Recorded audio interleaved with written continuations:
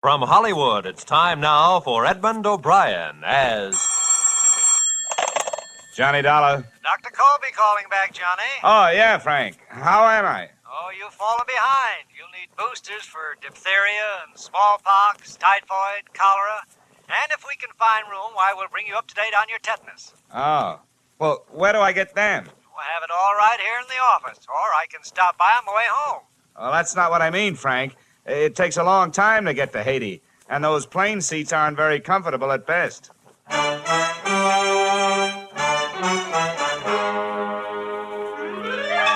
Edmund O'Brien, in another transcribed adventure of the man with the action-packed expense account, America's fabulous freelance insurance investigator... Yours truly, Johnny Dollar.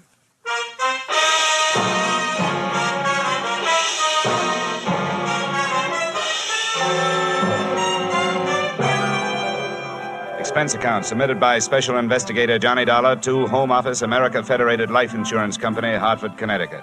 Attention, Harvard Huntington, General Manager. The following is an accounting of expenditures during my assignment in Port-au-Prince, Haiti. Expense account item 1, $15 for a pair of tickets to Detective Story at the Hudson Theater, New York, which I never got a chance to use since I was seated in the library of your Hartford home promptly at curtain time. Dollar, I want to thank you for coming out here. Sorry to break into your evening like this, but since I have, I'll get right to the point. Perhaps you've heard of the Gordon family here in Hartford. Well, what I see of the society page is what I'm flipping back to the sports section, but I've noticed the name. Diamond-studded, aren't they? Immensely wealthy. Pillars of society. And surprisingly quite a proper family. That is all but one of the sons, Ralph. A heavy drinker, complete wastrel, ne'er-do-well. Oh, a blot on the old escutcheon, eh? Yes, continually getting into one scrape or another. Now he's done it again. I take it that you're not worried about Ralph the man, but about Ralph the policyholder, huh? Yeah. Well, to put it bluntly, yes. I don't think it's unethical for a company to protect its interests. In this case, the policy is in the amount of $150,000. Quite a piece of paper. Yes. And to be quite candid, I rue the day it was issued. But the point is this. Ralph Gordon, at last report, is dying aboard his yacht at Port-au-Prince, Haiti. Well, then you don't need me. You need the Mayo Clinic. Dollar, I hesitate to even mention this in the presence of a sane man. But from everything we can learn, young Gordon is not dying from any known malady. He's dying as a result... Oh, it's pure nonsense. He's supposed to be dying as the result of voodoo curse. Now, anybody with any sense... All right, wait a minute. Where'd you get your information? From his older brother, Thomas. He's a doctor. He's down there in Haiti with Ralph. Now, I want you to go down and debunk this thing, Dollar. Find out what's wrong. Why, any sane man knows there's no such voodoo. You don't believe in it, do you? No, not unless I see it working. Expense account item 2, $148.70, Hartford to Port-au-Prince via airplane. Expense account item 3, $32.50, tropical clothes. And item 4, $25 spent while I browsed the waterfront bars in Port-au-Prince, looking for somebody who knew where the Gordon yacht was moored. When I found him, he not only knew that, he knew everything. It don't matter what you want to know about this blasted island. Ask me first. My name is Cap Regan, and I've been here since before repeal. Give up my citizenship, I did, with the help of a couple of prohibition agents. And I figure on sailing out my final days right here. What do you want with the Gordon craft? I want to see the owner, Ralph Gordon. How do I get to it? I reckon you pay me to row you out to her. My dinghy's down to the foot of the pier, just a short hail from where we're at. Well, good. Come on, let's shove off. Just wait till I down my ration here. Yeah, that'll put me in ship shape. What'd you say you wanted with that schooner? You figuring on buying her? Oh, thank you for the compliment. If I bought a boat today, it'd have to be a surplus life raft. I told you I want to talk to Gordon. A friendly visit or the other kind? Uh-huh.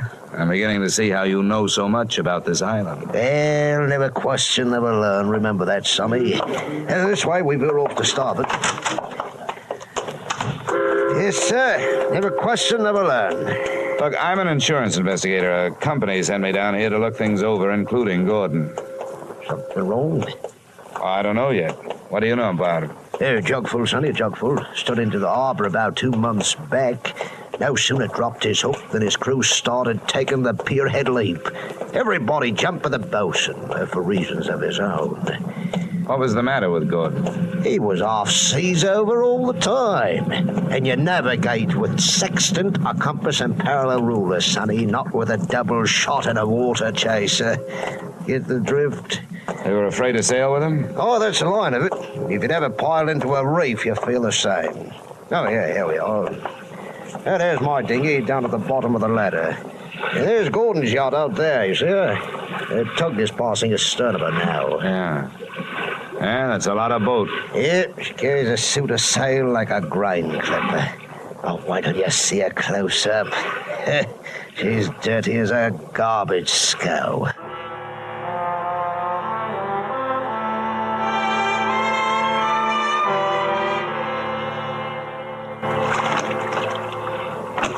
All right, give her a hail now, Sonny. You're close enough. Hey! Anybody aboard? Hey, aboard the yacht. Anyone home? Yes? What do you want? If the ship was dirty, I didn't notice.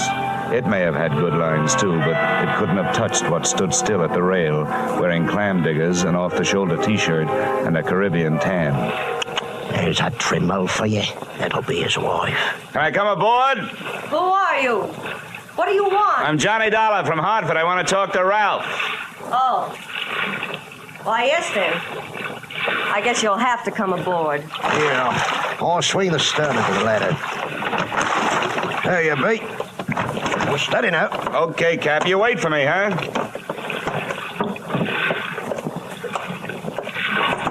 Well, how are things in Ralphie's old hometown? Cool, but not as cool as this reception. Don't let it throw you. What is this, a friendly drop-in business or just plain snooping?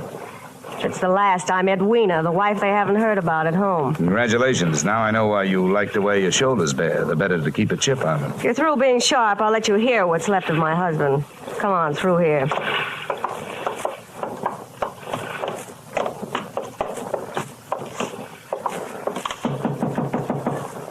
Hey, Ralph. You got a visitor from Hartford.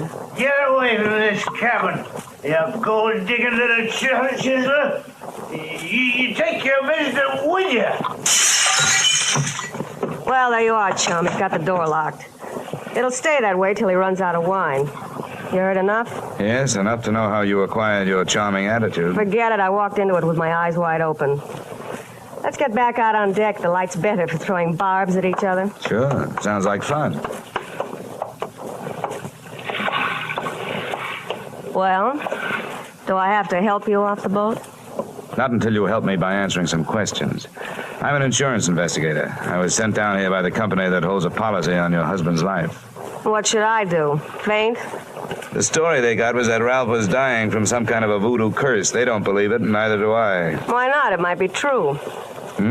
Oh, some old guy, they call him Papa Luau, came out to the boat. He yelled some things at Ralph, and when Ralphie threw a bottle at him, he swore he'd put a curse on him. Hey, how did they hear about it back in Hartford? Ralph's brother, Dr. Thomas Gordon, told them. You know him? Yeah, we hate each other. I wonder why he'd tell them. Well, maybe because he thought somebody who'd be better off with Ralph dead was using Papa Luau's curse as a cover-up. How would you stand as his widow? Get off this boat. Get off. What's the trouble, Eddie? Oh, Em. Yeah, come here, will you? Who's the boarding party? Just get him off, Em. Sure, honey. Well, mate, do you walk in or dive? Save your strength for the last scene, Goliath. I was just leaving.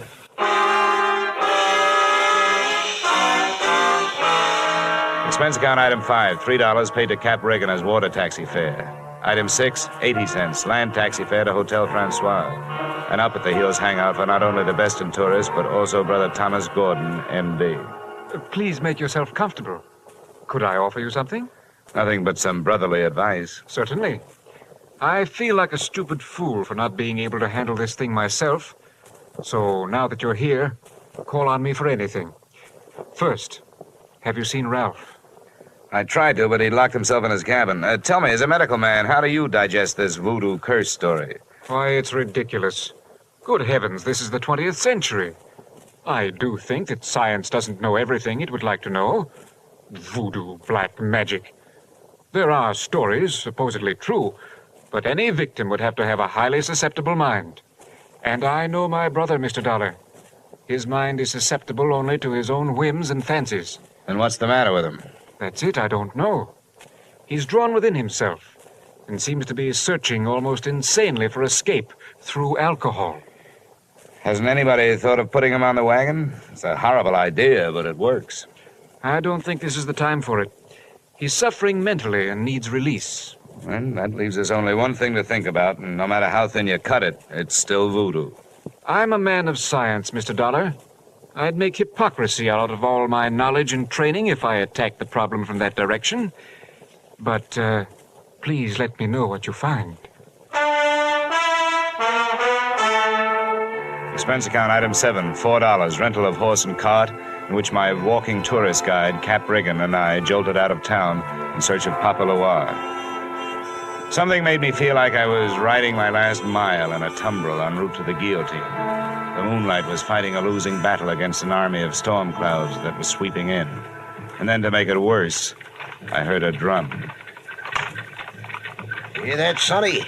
Yeah, sort of a tired Gene Krupa. Means we're getting close to Papa's quarters.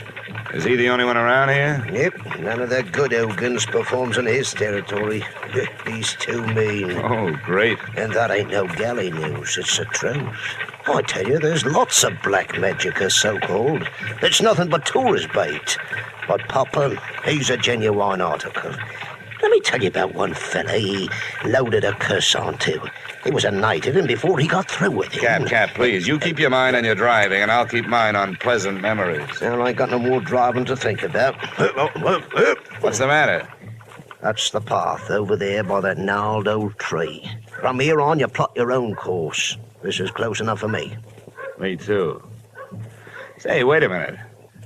How do I know I can't put a curse on him, huh? I never tried. Smooth sailing, Sonny.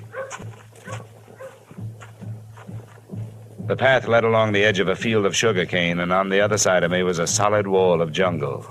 First, I smelled some feathers burning. Then I heard the chant. There was a door in the wall of jungle that led to a small clearing, and before the moon was smothered by another cloud, I saw a shack. Smoke curled out through an open door, and I could see the glow of a fire on the floor inside.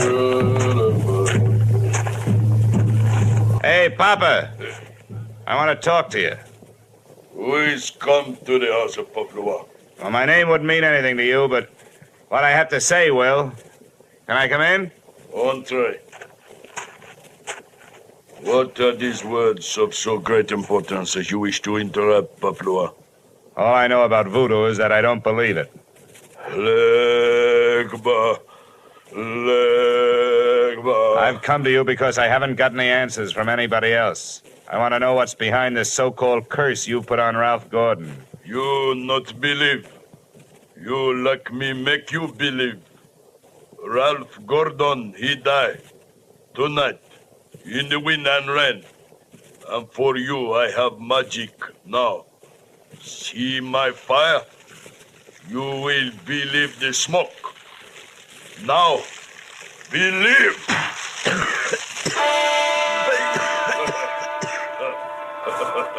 I couldn't see what he'd thrown onto the fire. He'd reached behind him for it. But when the smoke from it whirled around me, it seemed to grab my throat and squeeze. I stumbled back through the door. I hadn't believed in voodoo when I'd come in. But going out, I wasn't so sure.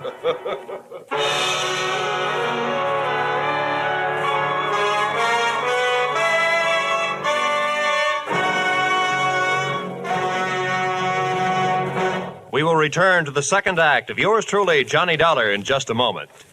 And now with our star, Edmund O'Brien, we return to the second act of yours truly, Johnny Dollar.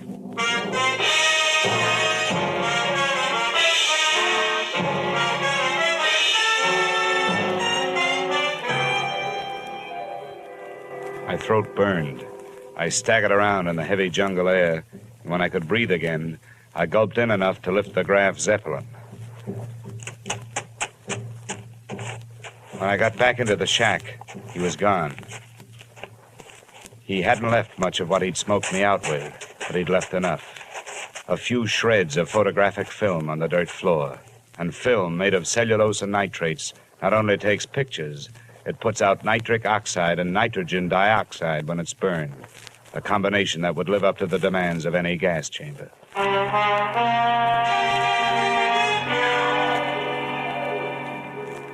We headed back to the yacht, and this time I boarded without a hail.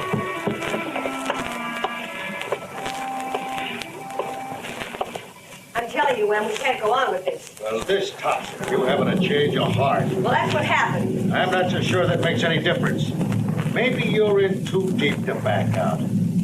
How would you like it if I spilled the whole thing? Oh, what difference does it make? It'd be better than landing in a Haitian prison with your motives showing. Think it over, Angel. I'll be in my sack when you make up your mind. Em, how wrong you can be. See you later, huh? What are you doing on this ship? Get off. Oh, no. Not after that intriguing conversation I just heard. How much did you hear? If I added it to the gas assault Papa Luau threw at me, it'd be enough to nail you and Loverboy here for conspiracy to commit murder. I don't know what you're talking about. The point is, I know what you two were talking about. Listen to me. You've got to believe me. I don't have to, but try me anyway. I admit that Em and I... Well, I did get involved with him. It was because Ralph turned into another man after we were married. This probably marks the first time in history that an icicle melted in Port-au-Prince. Please, let me finish. When my marriage went to pieces, I had to do something or go crazy. To see Ralph drinking up all the champagne on the island was just more than I could take. I was going to divorce him and leave with Em, but we weren't going to murder him. You know, Chapter 1 has so many holes in it, it could have been printed by a punch press. You don't worry about landing in prison with your motive showing when all you're planning is divorce. You do when people are waiting for your husband to die under mysterious circumstances. That's why I was trying to make Em go away. If Ralph died, who would look any farther than the erring wife? Unless Em was hiding something. Can you lock this cabin from the outside? Yes. What are you going to do? You aren't going to lock me in here. No, just your playmate. You're coming with me. Where? To Papa Luau's. I want to hear what kind of a story you tell in front of him. You don't believe me. No. With $150,000 at stake, I don't even believe myself.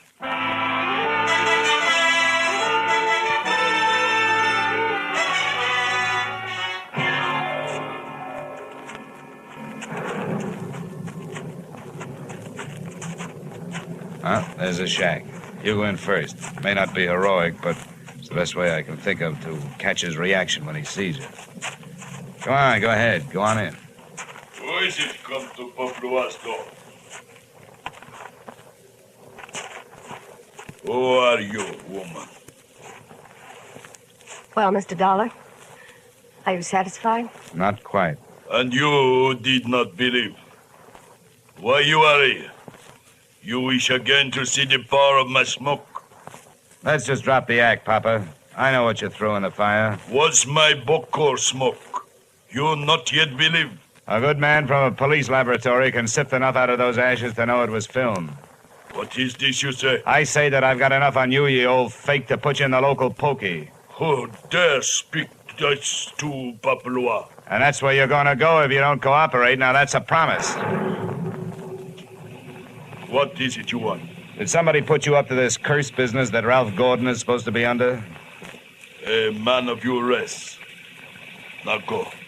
That is all. It's not enough. What was his name? I not know the name. What did he look like then?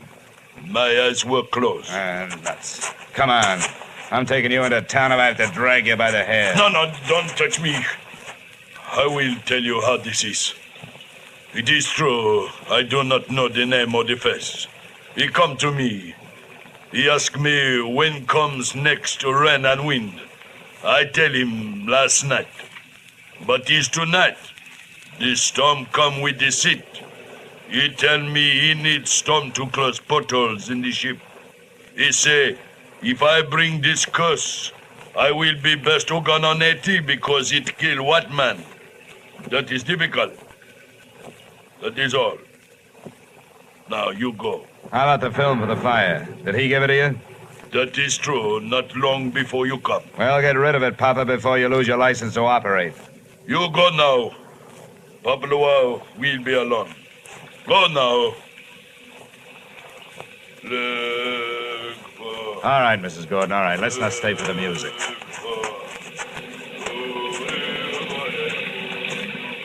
Could you make head or tail of what he said? What goes into your husband's cabin? Nothing but food and wine. Mostly wine. Who fixes his meals? I do. Our cook left us. Yeah? Where does the wine come from? You said it was champagne, didn't you? Yes. It always comes from the same place, a liquor shop in town, a case at a time. Nothing makes any sense. What are you going to do? All I can do. Try every angle. But that's not all I'm going to try in that liquor shop.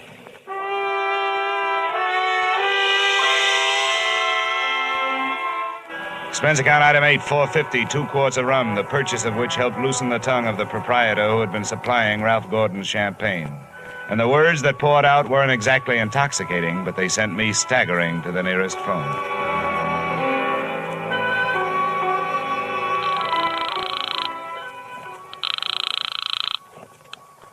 Yes, hello. Dr. Gordon, this is Dollar.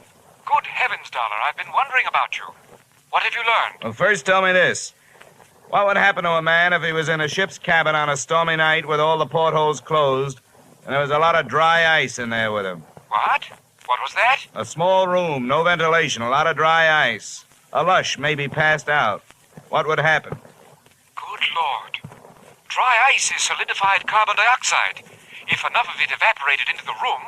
The lush would not be bothered by a hangover the next morning because he wouldn't wake up, right? Exactly.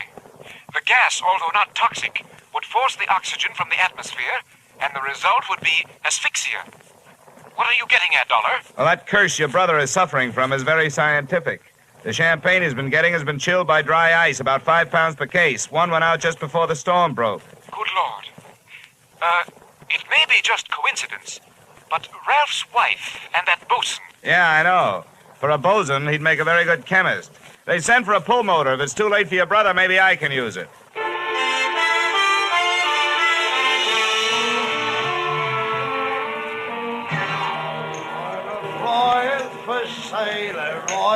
Hey, Cap, come on, will you? Ahoy, sonny. Set up around, George, for my shipmate and me.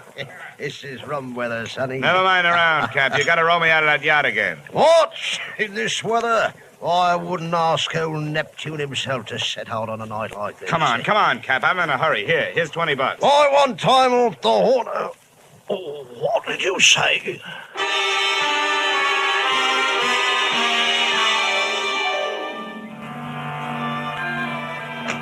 I didn't think it could rain any harder than it had been, but it did.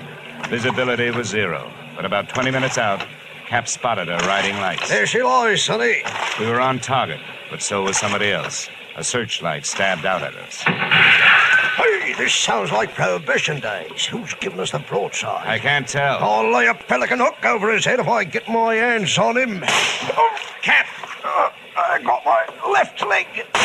Get down the bottom, Cap. I'm going over the side.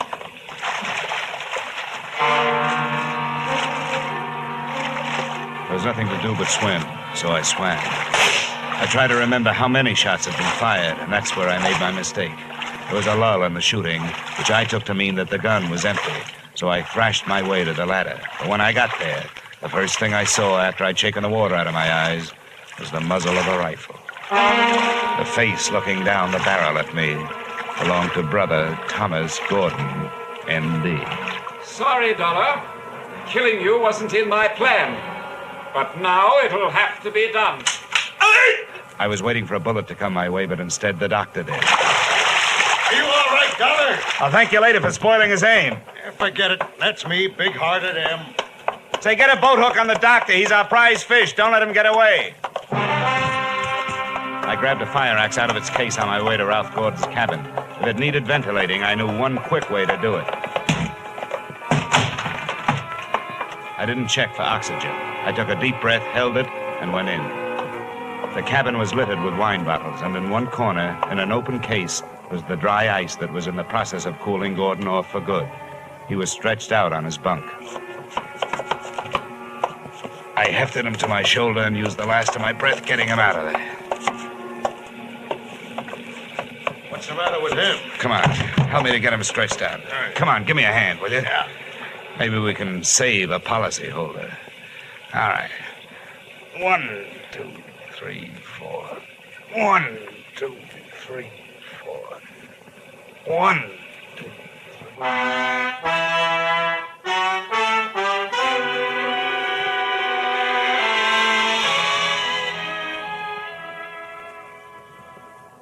Expense account item 9, $30. Cover charge at a hospital where I put the revived Gordon under the care of a doctor, not his brother. His brother happened to be resting in a jail cell at the time, waiting the formal charge of attempted murder. Motive, the family fortune. Item 10, same as item 9. Same hospital where they patched up Cap Reagan. Item 11, $40. An ounce of voodoo perfume for the lovely but sometimes chilly Edwina. Maybe if she tries that kind of magic on her husband, he'll spend less time with the bottle joy and more with her kind. And expense account item 12, $148.70. Return trip to Hartford. Expense account total, $424.70. Yours truly, Johnny Dollar.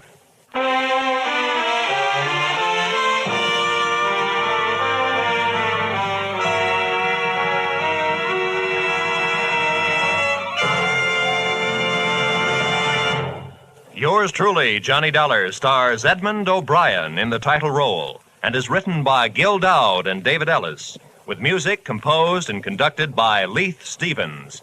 Featured in tonight's cast were Earl Lee, Willard Waterman, Ted DeCorsia, Charlotte Lawrence, Lou Krugman, Byron Kane, Dick Ryan, and Clayton Post.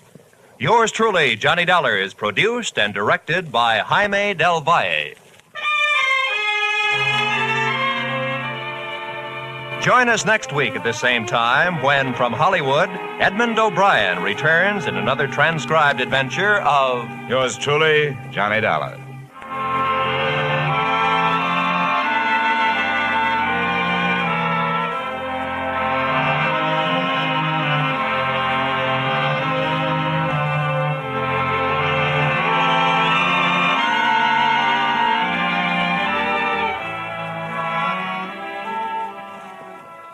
This is CBS, the Columbia Broadcasting System.